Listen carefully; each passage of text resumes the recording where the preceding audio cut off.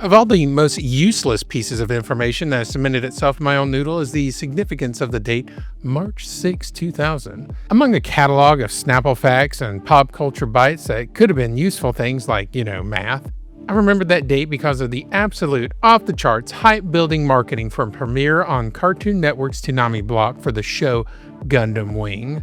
The stoked had reached critical mass by the time the promised hour came, and absolutely it did deliver. In this video, we're going to navigate the somewhat confusing development of the suit that proves that down does not mean out. Mission accepted. This is Gunpla Declassified, where we tell you all about the Bandai kits you can buy in your favorite mobile suits. And there's a whole mess of them in this video. This one has a special place in my heart and many others, as it would be the first time many of us had even heard of Mobile Suit Gundam. Region lock was a real thing in the previous century. The internet was around, but if you were like me, it was not available to you unless you spent time at your library. And the digital landscape was very different and limited. If you were a fan of something, it was a lot more analog experience. And for anime, that meant a few things. 1, knowing a guy who had the tapes or laserdisc. 2, rental stores, and good luck convincing mom on half of the 90s era Blockbuster section. Or 3, what was on the airwaves. Even satellite service anime, including Pokemon for country boys like moi, was hard to come by, and that's why the Toonami block was the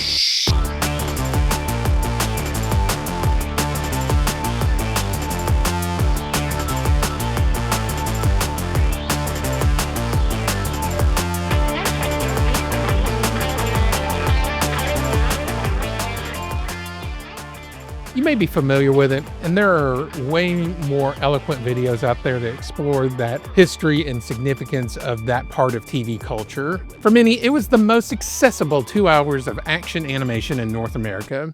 Before that, you would have the occasional DBZ or Sailor Moon on the local station that was almost unwatchable due to the blizzard of static. Maybe you were highfalutin and you had them premium movie channels.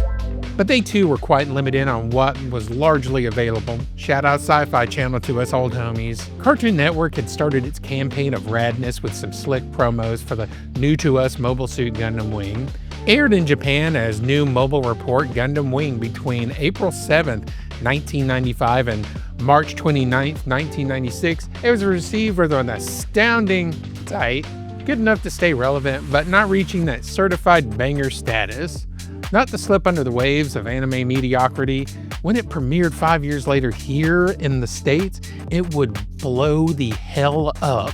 I was 14 and I was consumed by this. Nothing at the time I had seen had the same style. Nothing had the same characters. And more importantly, nothing had cooler big ol' robots. Sure, it had its problems. It had a lot of problems. But it's undeniably fun, and its impact stateside cannot be understated. The day came, and not sure what to expect, we all tuned in, and there on the screen, Pro-Tag Hero Yui dramatically re-entering Earth's atmosphere in this enigmatic winged vehicle, and in mid-pursuit transforms into this dazzling heroic form, wielding the impressively devastating Buster Rifle. This all happens in the first 10 minutes of the first episode. It's a big hero moment and totally sets the pace and expectations of every episode that comes after it. The hype was justified. For many of us, this was our first Gundam. The Wing Gundam is part of a team of Gundams sent by the colonies in the year after Colony 195, sent to settle decades-long beef with the oppressive world government, specifically the military arm called the Organization of the Zodiac. They were sent here to do as much damage as possible to Oz in a plan called Operation Meteor. If you want to see this suit in action, you can see it from episode 1 and onward consistently until about episode 25. While it's present for the whole show's run, its appearance becomes a little more sparse afterwards. So how many kits for the Wing Gundam or the XXXG-01W Unit 1? Doesn't quite roll off the tongue, does it? There are quite a few, and there's some confusing aesthetic changes for some of these kits. If you know, you know, but if you don't, let me Sherpa you through Bandai's kind of obnoxious identity nightmare. But let's start with the easy stuff. There was a time when the only kit you could get was this one, There are a lot of people who have memories of this kit showing up one day in Walmart next to the F-16s and Chevy big blocks. For many of those in the United States, this would be their first kit, me included. What awaited them was a cheap kit with barely any color separation, and not even in the right colors. A very simple build, and the end product could barely hold its own weight, let alone pose. They were not good. Look at these dogs. This is from the box. This is an official Bandai picture, but we all loved them. Every kid I knew that was into the show picked one of these up. So historically significant for the hobby out there, but with all due respect, they're hot garbage. But that's okay. They can stay in the past. Be a memory. And yes, they are still out there. There's also the speed grade. These are cheap kits that take the hobby out of the hobby. These are pre-painted and tiny at 1/200 scale. There are 4 of these kits and the Wing happens to be one of them. I even skipped talking about the Gramps one. The other 2 are a Zeta and a G. This kit and the Zeta don't even transform. These are largely discontinued, but there's some reissues out there. I've seen them go for crazy prices on like Amazon. There's not really much to praise here, and the only reason I bring it up is that they existed. You may run into it and wonder what it is. Bandai's newer beginner offerings overshadow these kits, and that leads us into entry grade. I've talked at length what makes an entry grade unique before, and you'll still find that great value here with this very nice entry grade kit. But this one transforms. Bandai didn't go cheap, so that you still get a bird mode out of this build. That's bonkers. With details that are good enough, it's not superposable, but really what are you expecting out of something so cheap? And it's still better than what we got back then. This is just a dynamite kit. Cost next to nothing, $10. Super cool, sick. The high grade Wing. In 2013, the HGAC line got this nice kit of the Wing that has nice color separation, transforms, has good posability, and an attractive shelf presence. The wrists, like many of these high grade kits, have a little bit of problems, so you might need a little hobby help. Just a little bit of a warning. Y'all don't know how overdue this kit was. This honestly was a no-brainer and shows that Bandai dragged its heels for much too long on this. After Colony kits really were done dirty by not having an affordable but quality offering. I have some thoughts. So, hold on. Sometimes I don't want people hearing those thoughts. I have a little, give me a second. Let me put this on for a second. And I don't need Bandai or the government hearing hold on. Let's see. A little special something for my low rent conspiracy theories. Why don't they synchronize stoplights? I have never once in my life seen a grilled cheese on a grill. Why do they keep taking the McRib? Bandai hates mid-90s Gundam properties. I don't get it. Other shows get every little suit possible that ever showed up for 3 seconds, but I still don't have any of these boys, half of the G cast. We're just now getting some of the main cast of G and X as P Bandai kits. Why are they P Bandai? Why are these premium kits? This should be regular retail stuff. They should be perennial favorites. You know, I know that we've been getting more traction, thankfully, and if I'm out of pocket on this, let me know. But for a long time, these suits only got the crummy no grades in this thing. This is the 1/100 high grade Wing.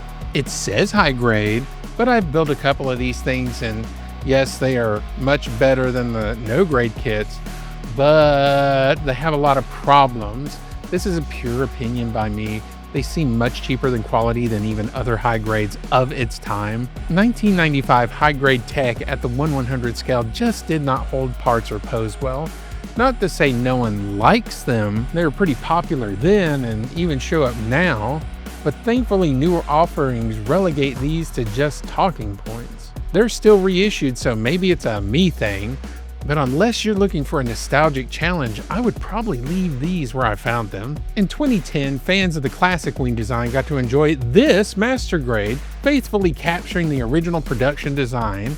What you'll find here is a well thought out master grade that doesn't disappoint. It has a robust build that looks good even before you put in more optional hobby work. So what's this thing? It's the Wing Gundam. This is the Verka version. This is the Wing Endless Waltz version. The Wing Gundam wasn't in Endless Waltz, but it was what it would look like if it was in it. And this version of the wing is what would be used in the Glory of the Losers manga. Sunrise quietly changed the mech designs, and we had to act like it was always like that for the Endless Waltz versions. This gets doubly confusing for suits that were actually both in the show and Endless Waltz, like the Wing Zero. The TV series was designed by Kunio Okawara, while Endless Waltz gave the reins to Kotoki. This and this are the same unit. This and this are the same unit. That's not confusing at all. So why did they do that? Mostly because they had more money to animate the more complex design. It was just simply cooler. Rule of cool always win.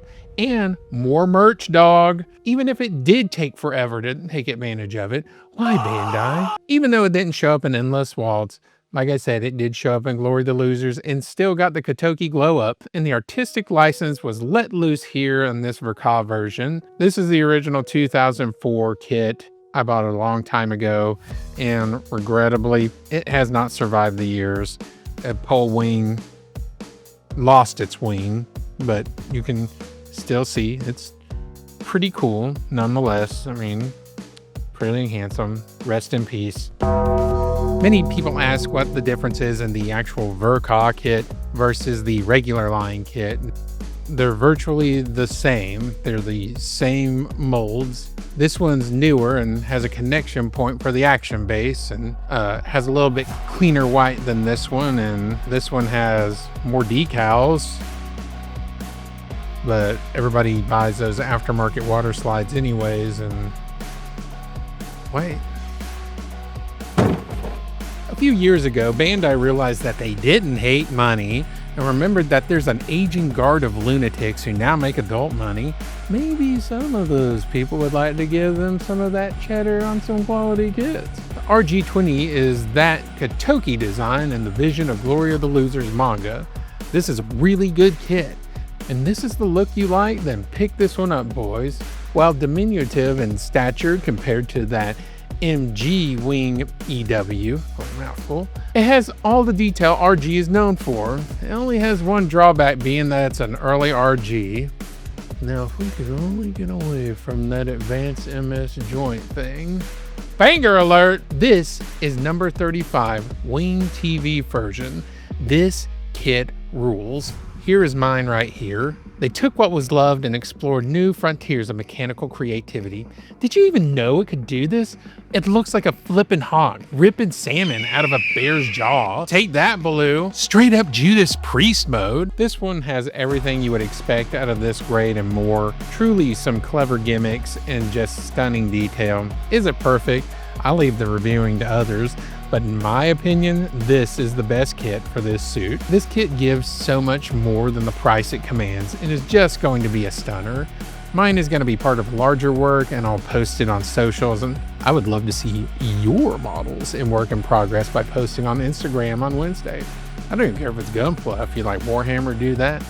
Or even talk about your progress in whatever newfangled games are out there. Show me what you're hobbying on. Show it to me. So, Wing fans, did you pick out a kit that you may want to try out? Did you find some clarity in what these kits have in them and what version you are getting into?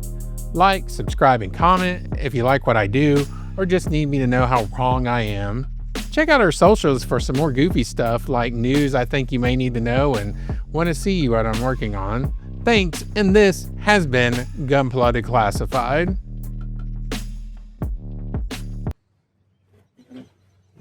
This feels like a metaphor.